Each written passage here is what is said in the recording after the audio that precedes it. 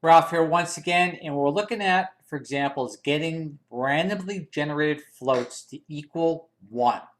And it's a real cool trick. For example, right now I'm working with basically fishing frontiers with Markowitz, and we need to get randomly generated floats. So for example, first you start with importing Numpy as Numpy, and then you take your random.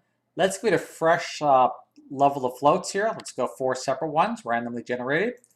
Then you take your variable and you divide it by the sum of that variable, and then you get your total. And it should be 1, or close to 1 because it's Python. There's the That's our 4 randomly generated floats. Let's get the sum of those. Boom. Let's try again, another one. And I'll put this all on our YouTube channel too, or my YouTube channel. And it's easy code to basically copy and paste. Boom. And then we generate again.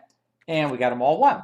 Hope you enjoy simple code. Ralph signing off, and catch you all later on. Bye.